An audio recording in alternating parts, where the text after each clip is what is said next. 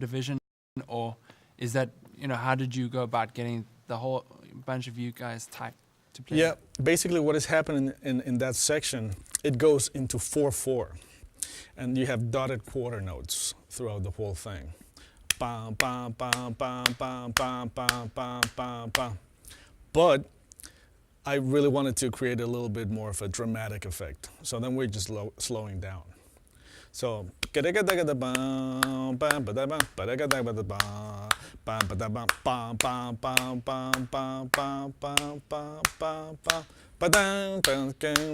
then we just go right back into it. So yeah, I wish I had a cooler explanation for it, but we're actually just slowing down. Yeah, but I mean, I like the effect it creates as an interlude in between the solos, especially. Anybody else? Yep. How you go about opening the rhythm up without losing the feel or the essence of? Yeah, well, when I started playing Afro-Cuban music, I was really driven by the clave, and I started playing it with my left foot, so I could really understand it and feel it physically. But then after a while, it just started seeming a little heavy to me if I was always playing it. Even though I developed pretty decent coordination and independence while doing it, just the sound of it was a little too much for me sometimes. So then I kind of started playing less and less, but playing always within the subdivisions that the clave will give you, or the cascara in this case. So the cascara for this kind of clave,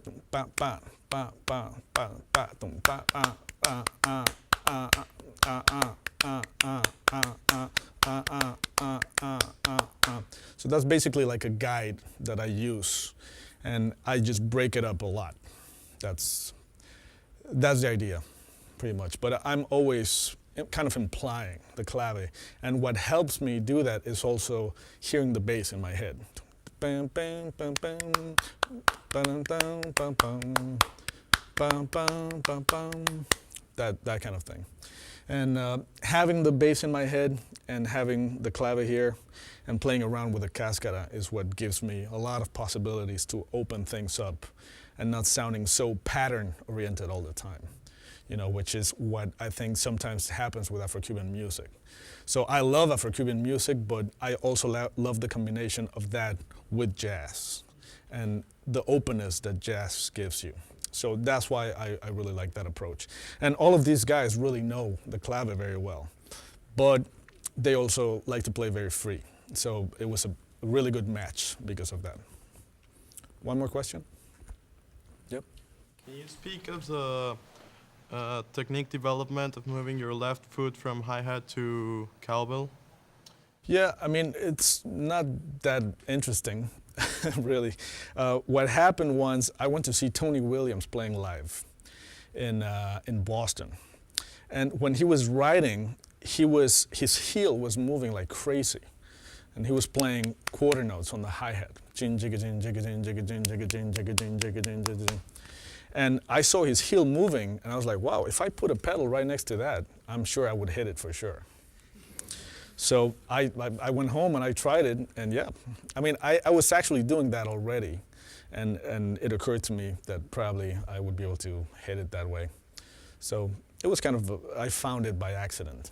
But, it's a cool thing to play every now and then. One thing that I would really like to say about the clave is that a lot of people are very interested in playing it nowadays with your left foot, but a lot of guys don't have any idea of where this is coming from and how it developed, or that drums in general didn't actually exist in Afro-Cuban music. It was more like percussion, and the drums are kind of emulating and imitating everything that's going on. So if you ever want to try playing clave with your left foot, that's a great thing to do, but you really have to do your research first. Otherwise, you're going to be playing stuff on the kit that has absolutely nothing to do with the tradition of where this kind of music comes from.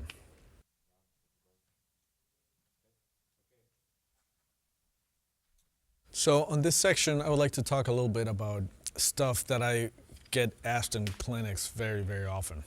And basically, I would like to talk about practicing routines, technique, and independence. So let's start with practicing. A lot of people ask me about practicing routine and how you should practice. And I think a very common mistake that most drummers do, most musicians for that matter, is that we really tend to practice our strengths all the time. Let's say you have an hour to practice, then you go into the practice room, and then you play all the stuff that you really like to play and that you're really good at for like 50 minutes, and then the last 10 minutes you're like, okay, I'll do a little bit of side reading. And then you put down your notebook and you're about to start, oh, time's up, gotta go. You know, I used to do that all the time. So the best thing you should do is just go straight into the practice room with something in mind that you want to work on that you are not so good at. Like, for example, for a long time, I used to have a really hard time practicing, playing like slow tempos, like a slow blues. Chim, chim, chim, chim, something like this.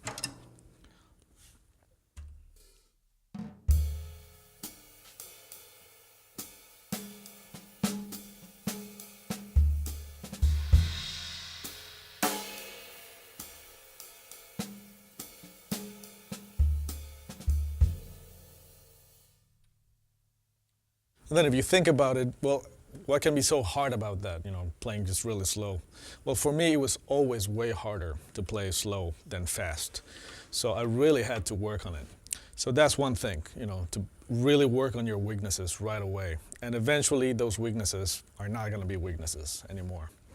Another thing that I encourage is to practice with a click or with a metronome, but practice in a different kind of way. Most people, me included, we used to practice with a click track or a metronome. For example, if I'm playing a rock beat, I would be playing with the click on all fours, like this. Let's pretend my cowbell is the click.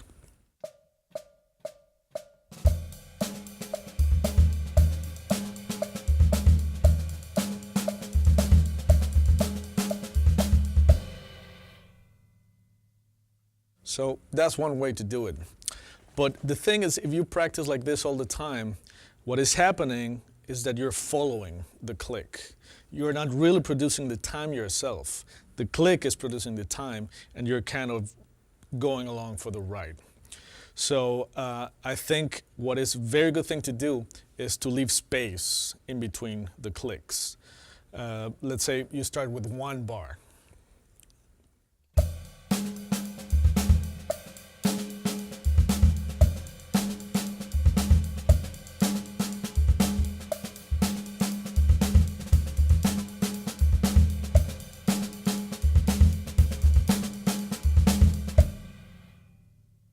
So I started leaving one bar of space and then 2 bars. And what happens when you do that is that you start actually realizing what your tendencies are. When I first started doing this exercise, it was amazing to realize how bad my time was. Because I was rushing so much, but I never noticed because I was always following the click. And as soon as the click was not there and I was actually producing my own time, then the click would get there way before I thought it was going to get there. So that's a really good thing to do. If you're going to practice swing, it's a good idea to try to do this, for example, on beat 2 of every bar. 1, 2, 3.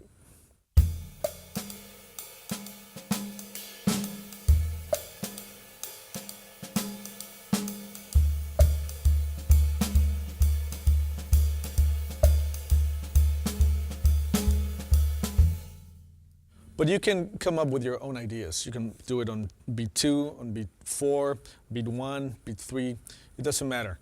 The principle is that you should kind of be creating your own time when you're playing. And that is going to let you know what your tendencies are. Mine were always rushing. And thanks to the fact that I started doing that, I realized that and I started working on trying to come up with a way of playing that I could neutralize that.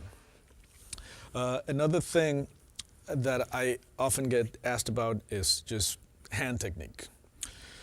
I think also a very common mistake when people practice a lot at home on their practice pads is that you start relying on the bounce a lot. Let's pretend this is my pad. So if I do a double stroke roll, for example,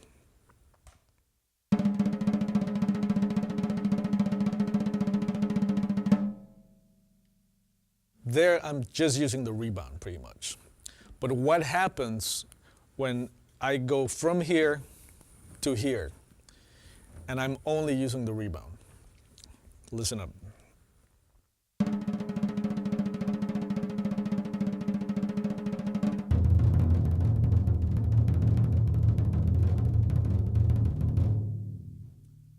I get absolutely no definition on my strokes. So what I really wanted to do is for my hand to actually do the work and not the surface I was playing on, because every surface has a completely different rebound. So you want your hand to be ready to do the work on whatever surface you're playing. So what I started doing is putting my practice pad on my bed and working, let's say, rudiments, double strokes or paradiddles, radamanquis, whatever you want to do, with both hands on the pad and then one hand on the bed and one hand on the pad. Both hands on the pad again, and then you switch around. And then both hands on the bed, both hands on the pad. So let's pretend this is my pad and this is my bed.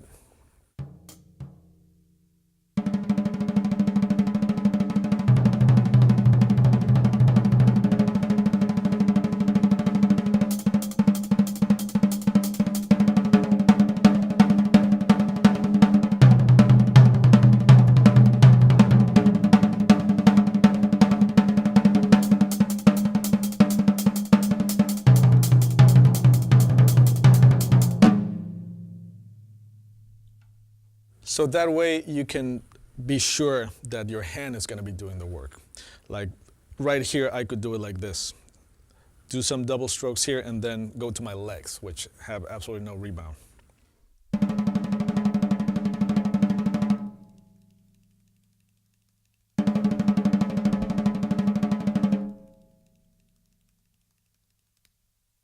And of course, when I go to the surface, it's way harder and my hand feels it right away.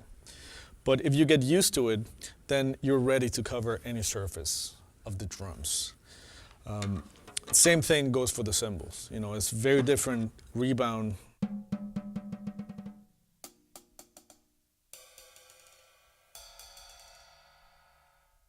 So you really want to cover every part of your kit that way. And the other thing that I think is very important is a lot of drummers, we really like to play complicated stuff and really like to work on doing, 10 things at the same time. And that's really good, except that a lot of times those things don't have a very clear application into music. And let me remind you that, we're all here to play music. There's people that only want to play drums and want to do like pyrotechnics, and that's great. But if you're serious about playing music and making a living playing music, I think it's very important that you practice stuff that you think you're going to use. Of course, it depends a lot on what style you play. But for example, I wanted to play jazz, so I knew at some point in time I was going to have to trade choruses with a soloist. I was going to have to play over a form, let's say a 32-bar standard or a 12-bar blues. I was going to have to know melodies that I could play on. I was going to have to play over vamps, let's say a 4/4 vamp or a 7/8 vamp. So then I would program, in a little sequencer, just a vamp so that I could just work on ideas while I was keeping time, but more in a band setting, not so much with a click track, just to make it a little more musical. So I think it's very important that you guys really try to focus on things that you think you're going to be able to use later. Because I remember I used to see at Berkeley people that sounded unbelievably well in the practice room, and I would be blown away by their skills, and then I would see them playing with a band and they sounded terrible, just because whatever they would be working on had no real application. So anybody has any questions about any of this kind of stuff? How do you go about applying rudiments in a musical way around the kit?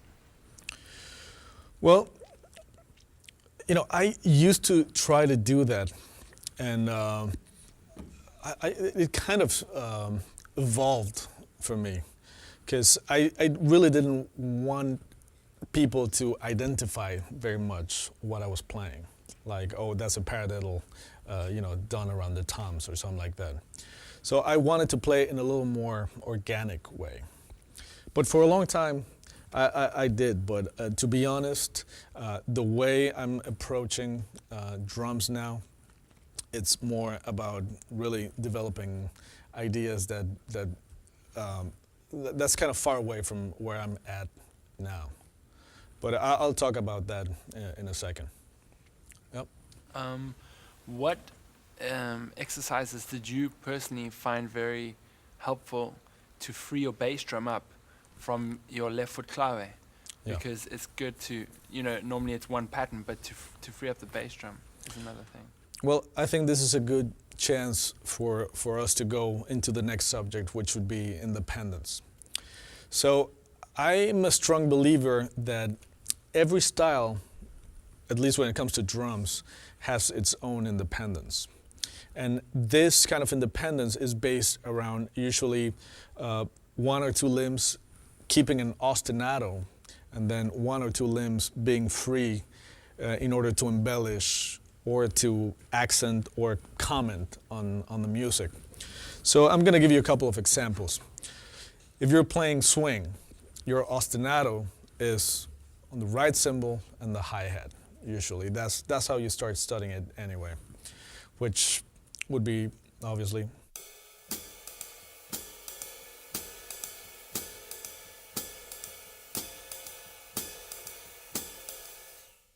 you can also do 4 on the floor, feathering the bass drum.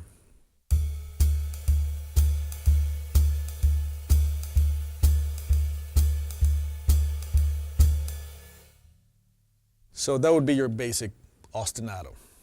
And then you want to have your left hand free in order to comment on whatever's going on with the music. So there's a few ways of doing this.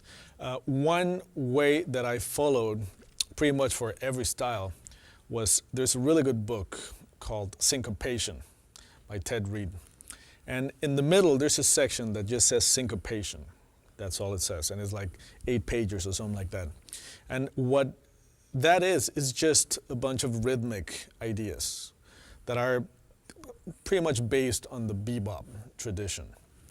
So that's ideal for working on something like this.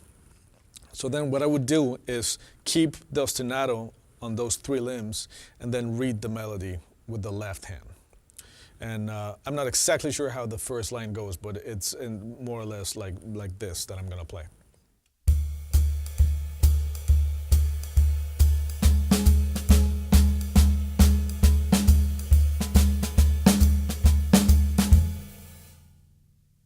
So that's just 4 bars of a rhythmic idea. Bam bam ba bam bam bam bam bam bam ba bam ba bam bam ba bam bam bam. That's what it is. So I'm reading it with my left hand. I'm playing it with my left hand and then keeping the ostinato. The next step would be to change the ostinato around. So instead of playing the bass drum, I'm going to play an ostinato on the left hand. And I'm going to play the melody with my right foot. So this is what it would sound like.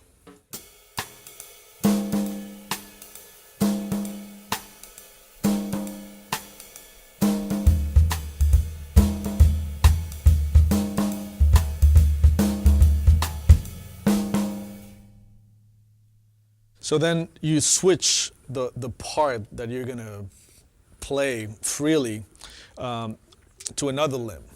The next step would be probably to do the ostinato with the right hand, the left hand, and the foot, and then doing the melody with the hi-hat. So there's a million exercises you can do for that.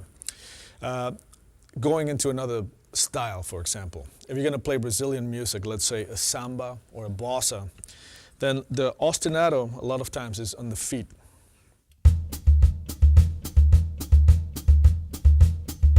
Sometimes you can also do an ostinato with the right hand.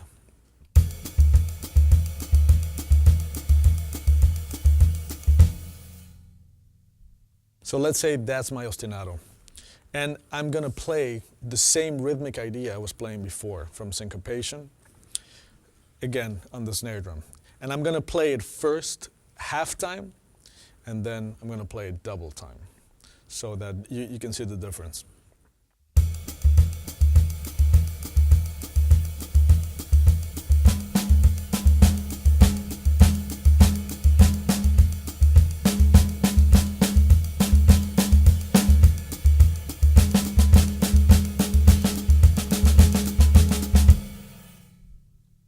So that's another way of doing it. You know, you're keeping this all the time and then trying to free up the left hand.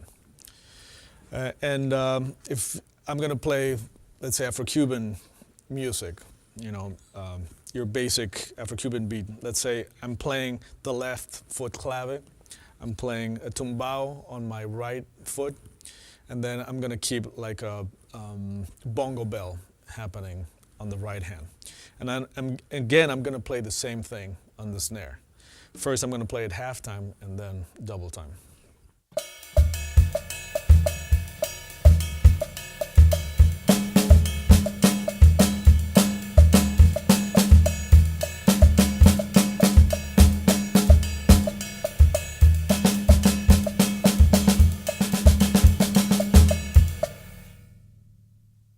So that's another way of doing it. Of course, all of this has a lot to do with the language of the style you're doing too. Because this is just exercises to free up different limbs.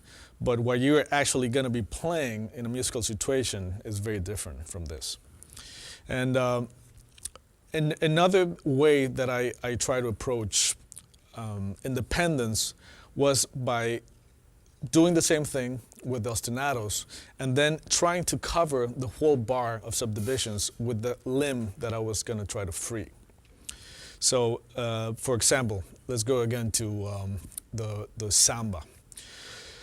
I'm going to play the ostinato, and then with my left hand, I'm going to be playing first on beat 1 of every bar, and then I'm going to start sliding that hit by an 8th note, displacing it, and then another 8th note, and then another 8th note. So it starts covering the different beats of the bar. And then I'm going to be playing all quarter notes and then the upbeats. And then by the end of the sequence, I will have covered pretty much the whole bar.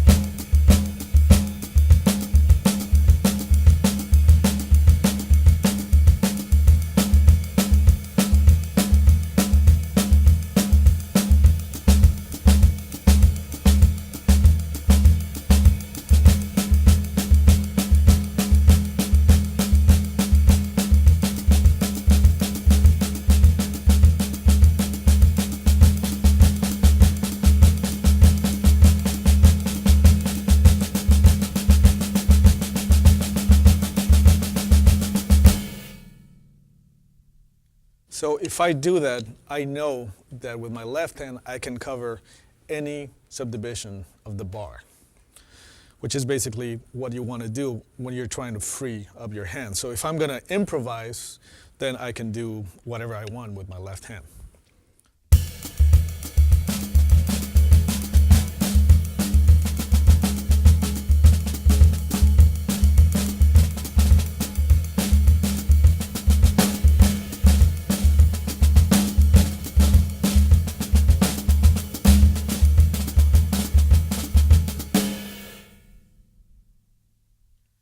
of course, and this section is where we have to get into the language of each specific style. Because otherwise you're just going to sound like you're regurgitating exercises. So that's where the research part of music has to come into play. You have to listen to tons of records and get the sound in your head so you know what to play on the limb that you're trying to free up. The same process goes, for example, like where you were asking me about the bass drum. First, I'm going to do the hand. I'm going to play the clave. I'm going to play a 3-2 rumba clave. I'm going to play the tumbao on the right leg. And I'm going to play again the bongo bell on the cymbal. And I'm going to go through the same process with the subdivisions.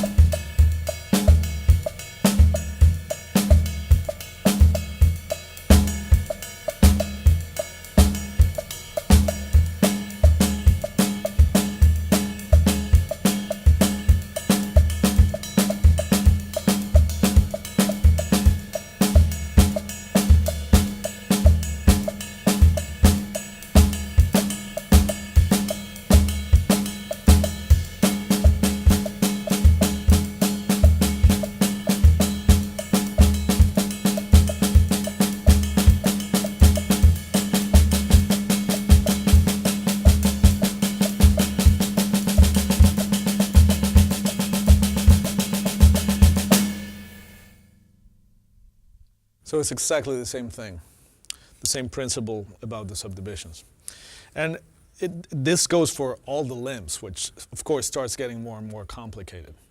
So I started doing the same thing for the bass drum, trying to keep, in this case, the clave, and then trying to keep just some kind of time on my right hand, and then trying to free up the bass drum with the same principle. So I'm going to try to do it.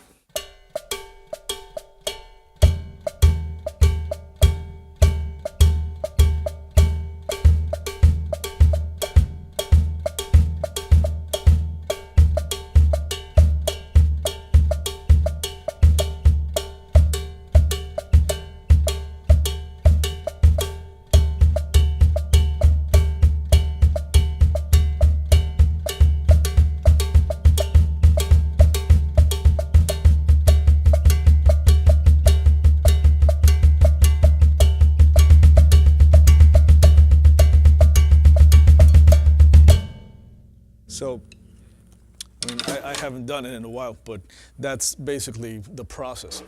And then that way, whenever I'm improvising, then I can do stuff like that.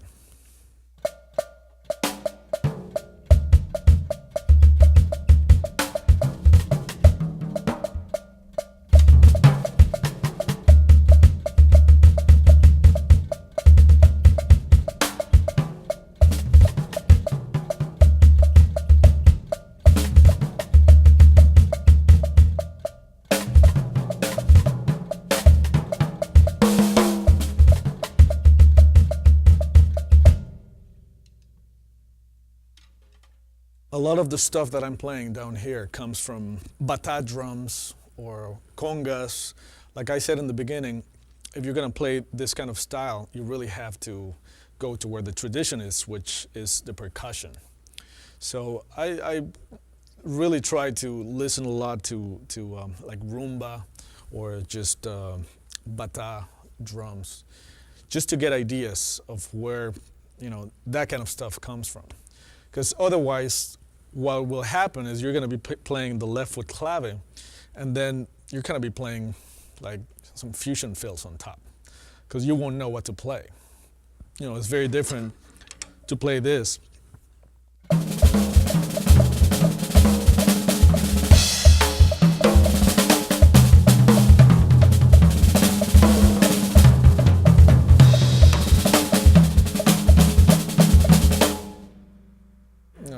There, I'm just improvising on top without paying any regard to the style. So if I was going to do the same thing, thinking about the language, it would sound a lot more like this.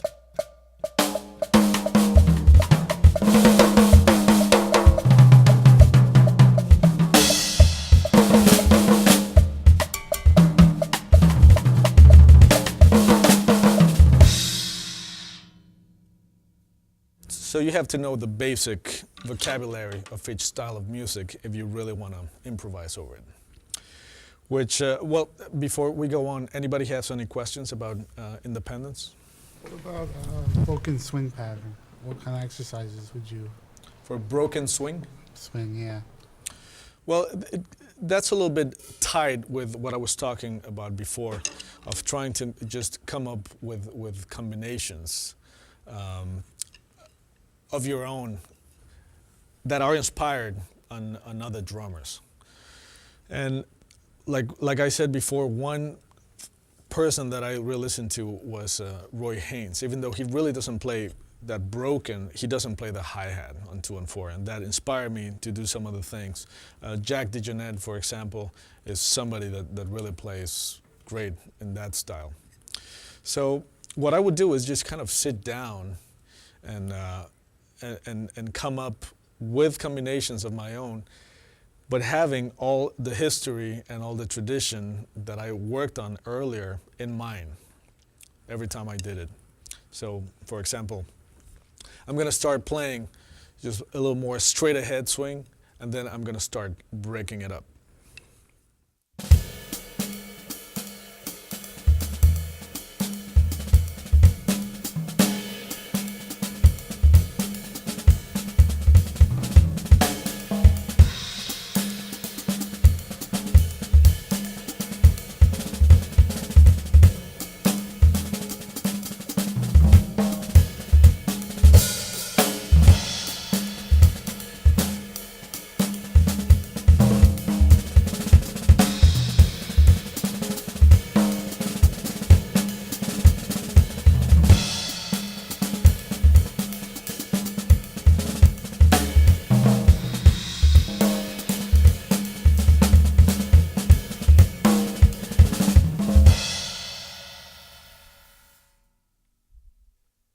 So basically what I'm doing there is just a bunch of combinations with triplets, for example, and then also going into 16 notes. And different ways of orchestrating. You know, for example.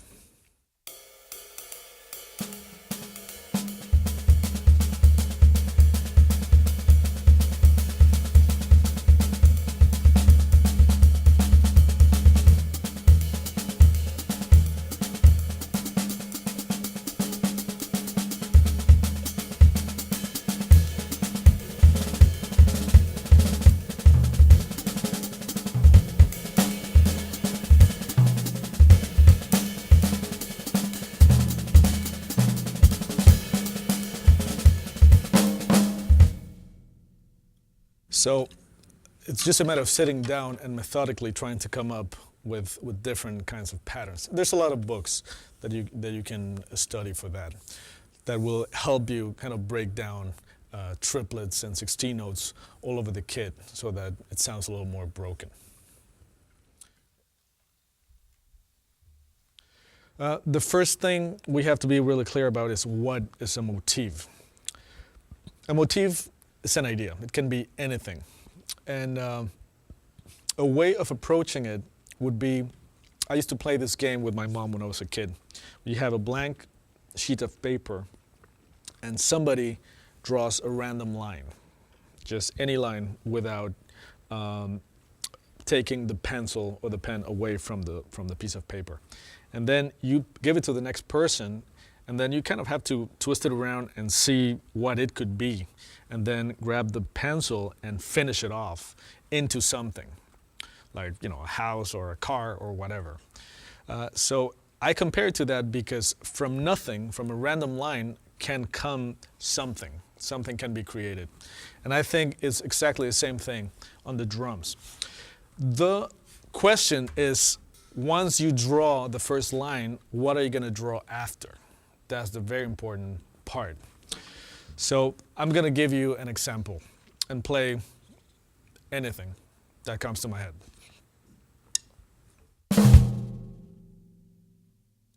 That would be a very common drum lick.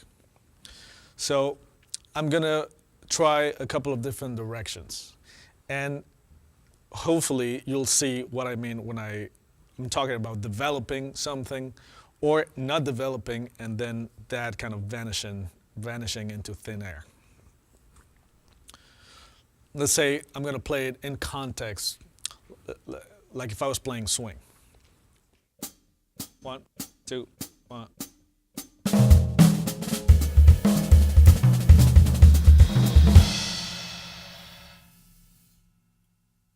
What happened there? I played that, and then I never played it again. So that kind of went away. That idea disappeared completely. I went into something else that was completely unrelated to what I did in the beginning. So the idea was lost. Now, what would happen if I keep playing that idea a little bit and see what happens? Hopefully some of you will recognize this. 1, 2, 1.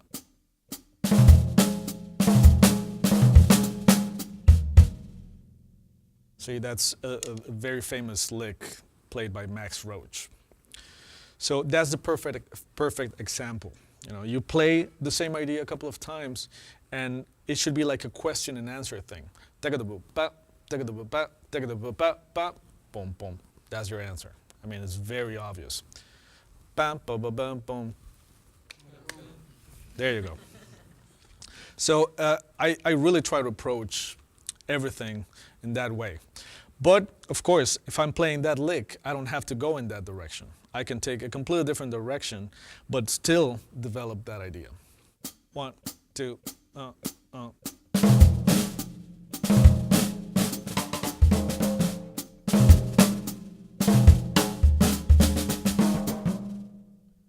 So there's many directions you can take, which is fascinating because, I mean, it's a world of possibilities with anything you play. It just matters how you're going to develop that. You know, we took 3 different routes just now, but you can keep on going all day with that one idea.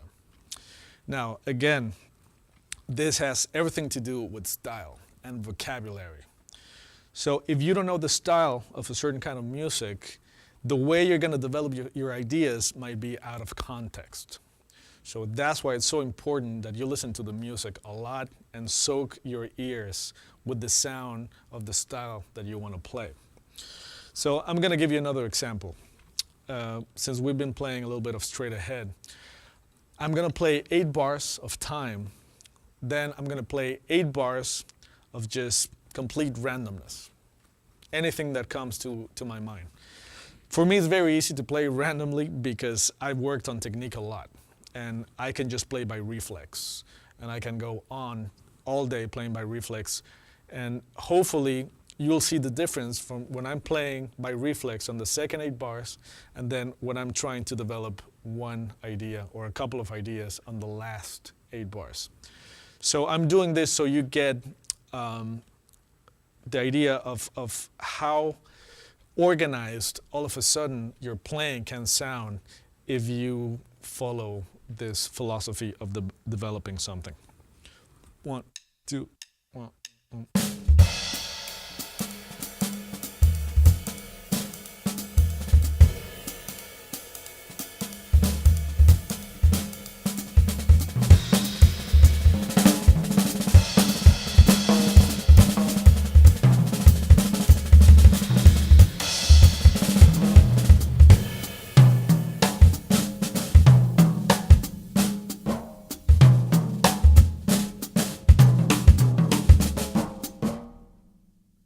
So, you know, the last 8 bars were a lot harder for me to do than the second 8 bars. The second 8 bars, I was just playing whatever came to my hands, not to my head. On the last 8 bars, I was really trying to think and try to sing internally, at least, what I was going to play. And that's way harder because you actually have to think when you play. But I can assure you, if you start kind of enforcing that into your brain right now, it's going to get easier and easier. And this goes for absolutely any context. I'm going to do exactly the same thing like if I was playing like an Afro-Cuban rhythm. I'm going to play the left foot clave. I'm going to play 8 bars of time, and then 8 bars of whatever comes out, and then 8 bars of developing something. And I want to develop it within the context of the music that I'm playing right now, which is completely different from swing, obviously. So hopefully you'll be able to recognize that.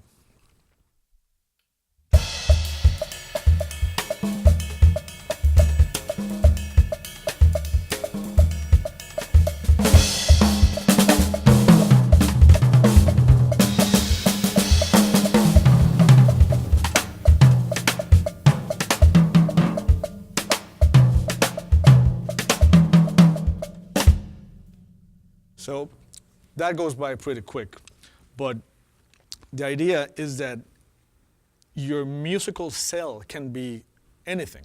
Can be really complicated, can be very simple. In this case, it was, for example, that's all it was. So I'm gonna do it again, and I'm gonna develop it a little more within that context.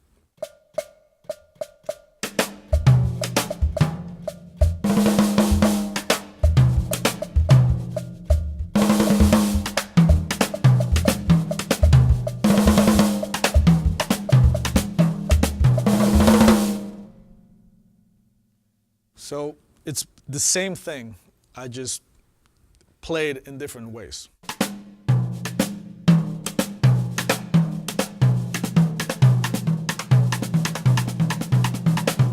So you can play that one cell a million different ways. And what that's going to do is just give your playing a sense of organization, and is going to give the listener also something to latch onto. It's like if I'm talking to you guys and I'm just saying random phrases one after the other, what happens after a while? You stop listening. You start thinking about something else. But if I'm making sense and I'm developing an idea and letting you digest it and then talk some more about it, then you can follow me. So it's exactly the same musically. Whenever you see a jazz band where maybe the players are not that experienced, that's usually what happens. You know, you start kind of thinking about something else, and the jazz band is playing there, but they're not grabbing your attention because they're just kind of talking randomly, everybody. In the greatest jazz bands, for example, if you get a record of the Miles Davis Quintet with Tony Williams, Ron Carter, Herbie Hancock, and Wayne Shorter, I mean, that's one of the greatest bands in jazz history. And every single one of them, whenever they were soloing, they would not only be listening to each other, but they were also developing an amazing amount of information, each one of them separately. And then everybody would come together and play behind everybody else, and it would just be one idea after the other that was being created. And that's why you can latch on and just be amazed by the amount of stuff that these guys would play. So somebody that I look up to a lot, for example, is Pat Metheny. Whenever I play with him, he's very, very lyrical on the way he plays, and he develops ideas in a very, very clear way. So he's an inspiration to me to, if I'm gonna have to play a solo right after him, I really have to play something that makes sense and that is melodic. So you don't necessarily have to only listen to drummers. So any kind of instrument, any kind of player, any kind of style can inspire you to do this kind of playing. Anybody has any questions about this? Yeah. Could you give an example of how you use other instruments and transfer them into the drum set? Of, listening to a guitar player, say Pat Metheny, and just transferring ideas that you hear from him into the drum kit. Well, one thing that, it's not a literal translation from